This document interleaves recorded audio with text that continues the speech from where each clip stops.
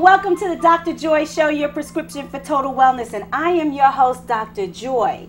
You know what we're talking about today? We're talking about self-awareness, self-discovery, and my guest wrote all about it. She wrote a fiction book, a non-fiction book, well, maybe a combination of both. Her name is Nicole Burgess, and she is the author of Ingrid, Darling. But before we get started, we're going to take it down like we do on all the Dr. Joy shows with 3 deep breaths. Are you ready? Inhale.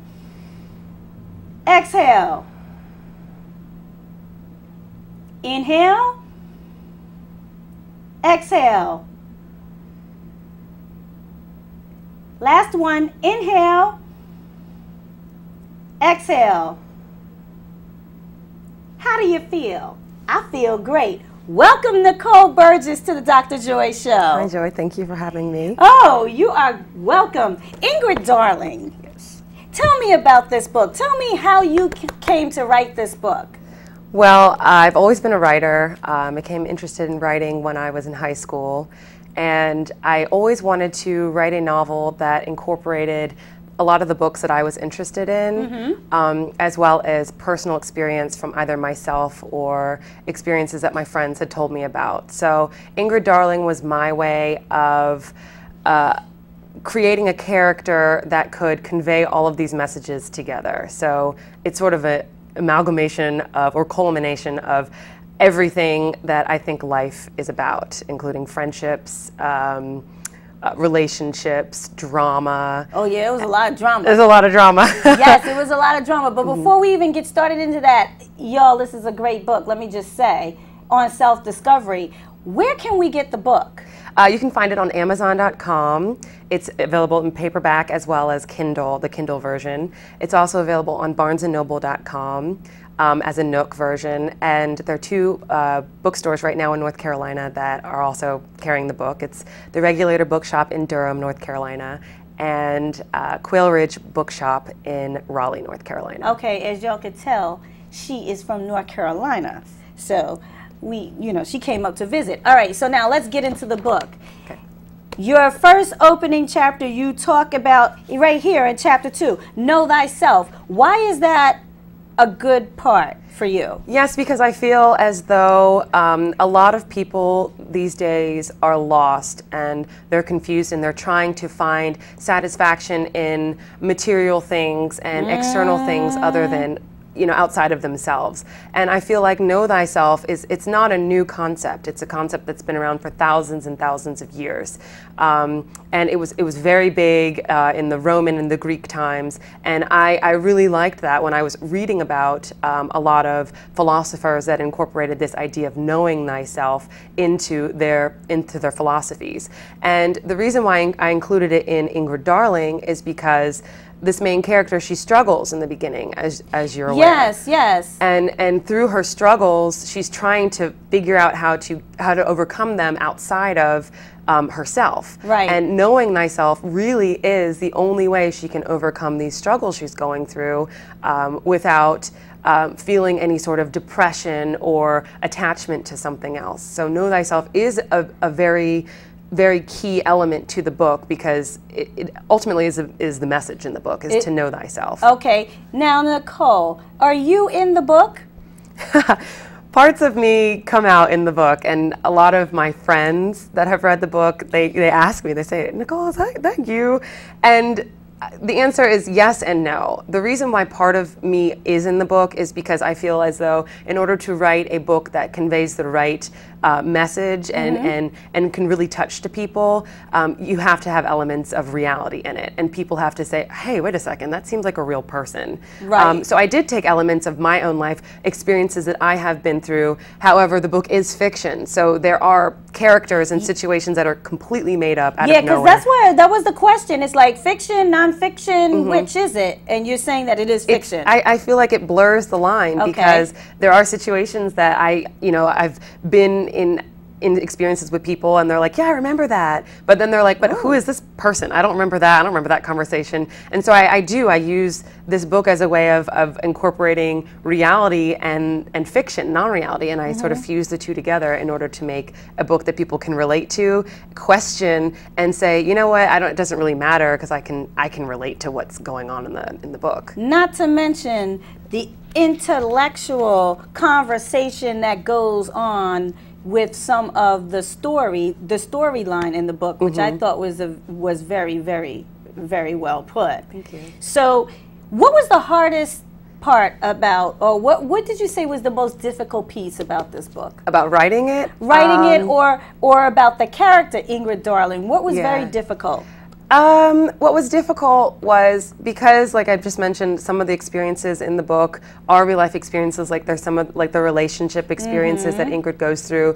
Some of them I personally went through, and so it was very difficult. It was a way of releasing all of the anger and sadness I had. Yes. And so writing this book and putting my personal experiences out there for everyone in the world who is going to read the book or wants to read the book, for them to read, it's almost like slightly embarrassing and slightly, not really embarrassing, but more so, it's difficult because I had to put myself all the way out there and understand that people are either going to take it, they're going to hate it, they're going to love it, they're going to leave it, whatever they do with it. And so for me, it was more of the personalness in the character and exposing it to the world. That was really difficult, as well as the intellectual part is incorporating all of the things that I had either read or heard about, all of the philosophies and concepts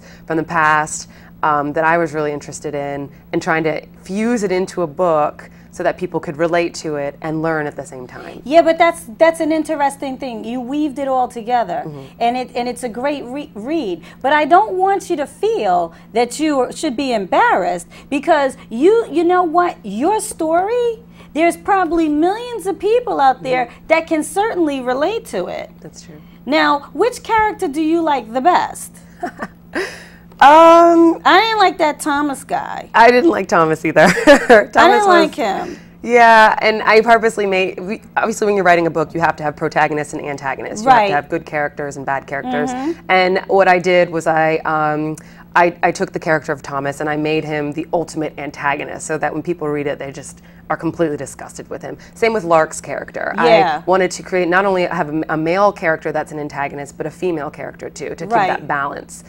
So people I've heard people say that they just absolutely hate Lark, and so it's kind of ironic that what happens to her in the end, which I don't want to give away. We're not going to talk about that.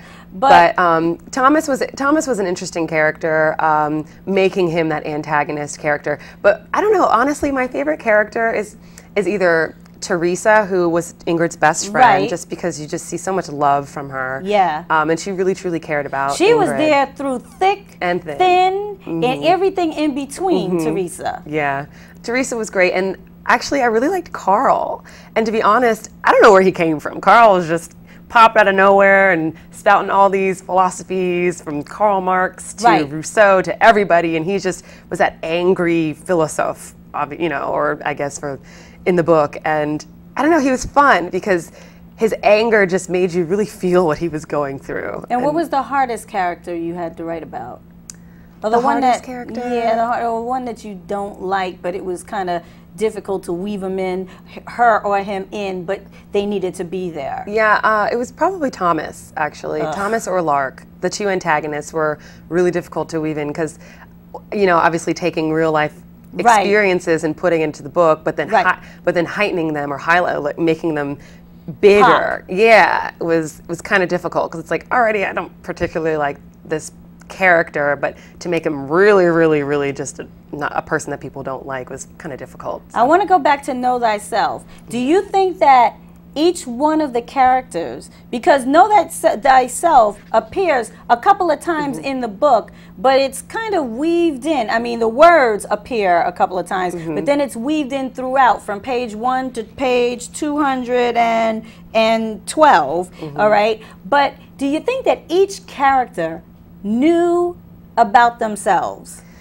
To a certain extent, yes, but then also no. I think the characters are so caught up in their external, everyday, egotistical wants and desires that they didn't really care about the wellness within, which is very important, which is what the underlying message. The Lark didn't care about her well-being. No, she didn't. She cared only about herself, and she didn't care about the things that she did to herself and the things that she did to other people.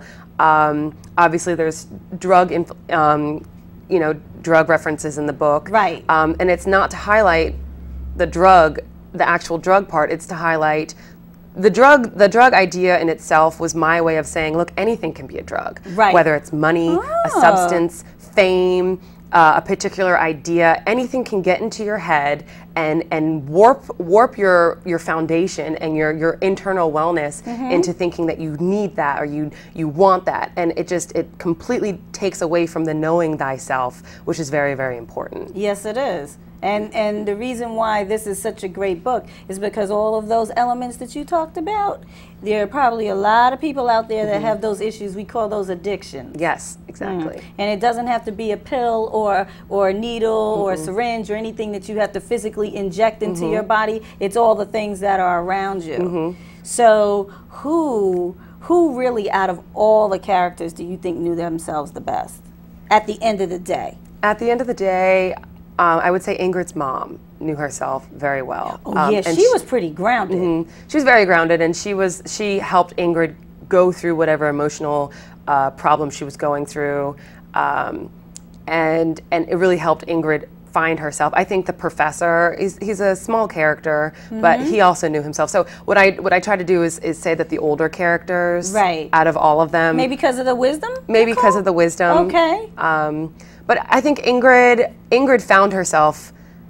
Actually, Teresa knew herself pretty well too. Yeah. She was giving really great advice. She didn't have too much drama.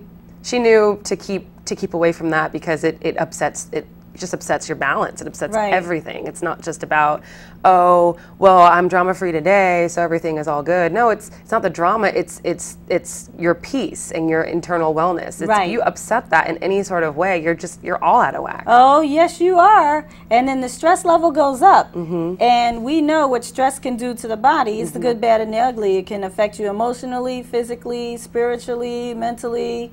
Right, so yes. All right, so who was the one that didn't know themselves? So we had Ingrid's mom. She was pretty grounded in Teresa. What about one that was on the opposite spectrum? Well, obviously Lark, because she was extremely selfish and only thought of herself, and even went as far as to destroy a friendship she had with Ingrid for her own selfish satisfaction. And then, of course, Thomas. And I wanted to punch him in the throat. Okay, I'm going to be honest with you. I really did. I was like, how dare you? Who are you? Yeah. And I think, I guess for me, making these characters so extreme was a way of highlighting the fact that it is out there. There are people that are out there that are so obsessively selfish that they have no idea what they're doing to themselves and to other people. They're self-absorbed. Right? So that's what comes out. Is there a part 2? Is there going to be a sequel? Yes, there will be a sequel. Really? I didn't want to at first. I thought I'd gotten it all out, but then I realized from people who have read the book, they are interested in the further development of Ingrid and some of the other characters. So what I at the end thought about was this will sort of be the book where I lay the foundation for all the characters and we can watch them develop through the next book, if it's a sequel or a trilogy or even just a series. So now say again why you wrote the book.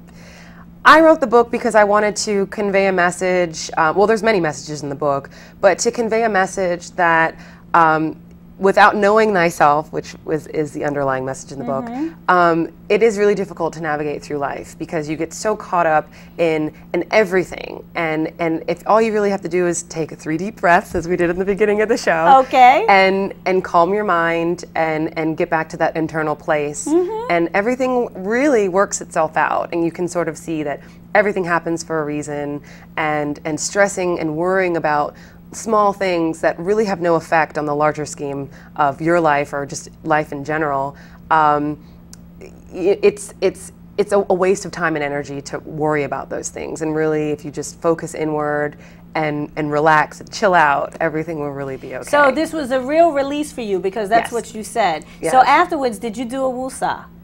Yes, I did, and I think this book was my woosah. I think the last period I put at the end of the book was, it's done. Finally, I got it out. You got it out. Yeah. So now, you have another book, don't you? I have a short story, yes. Okay, let's talk about that. Sure. I didn't read that one. Yeah, it's a short story. It's about a young French orphan, because I studied French in college, and so I really have an interest and fascination with everything French. But it's about a young French orphan who goes to a library and she stumbles upon a book. Is it in English? Or It's is in English, Okay, but I'm good. also currently in the process of translating it into French, so Oh, it'll wonderful. be available in both. And it's also available on Amazon and Barnes & Noble. But it's about a girl who stumbles across a book in a library. It's this mysterious book, and on the cover of the book it says "Truth." It's engraved. So when she opens the book, as she opens it, it's kind of a magical type of fairy tale type of book, but when she opens the book, she's instantly thrust into a different place, and the place is kind of has a philosophical aspect to it. She's in this this forest, and she sees this Chinese pagoda, and there's this old man sitting by the river, and he gives some wisdom to her. So she goes back day after day to try and learn more and more from this man.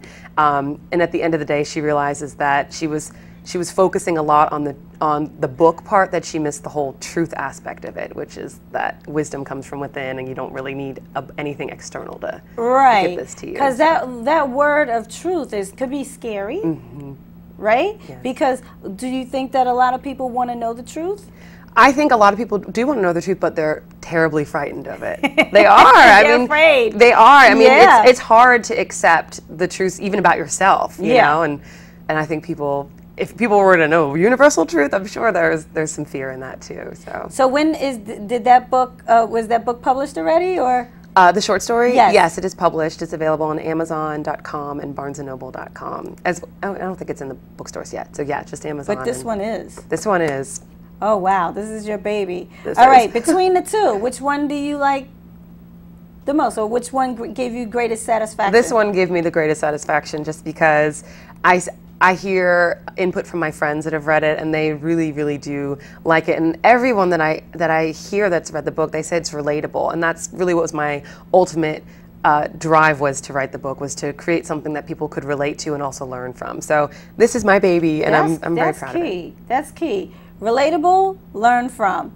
Okay, so now you have 2 minutes to talk about what you want to talk. Just talk about anything about this book that you want to convey to the viewers. Tell them to go get it. Okay, well, buy my book. Buy your book. Buy my book. And also just what I had said earlier. Right. I think people. But people need to hear it over and over, so they true. can sink in. That's true. But I think people really need to know themselves, and I think if we live in a world where people are less likely to strike out or lash out against other people, and they really have learned to be peaceful, and instead of taking their anger or frustration or sadness out on other people, and not even let the stresses of everyday life come to them, I think if everyone was at that place of internal wellness, we could all live in a very peaceful society, and the world would just be so much better. That's a good thought. So, I mean, I really hope to convey that in my book. And so, yes, please go out and buy the book. All right.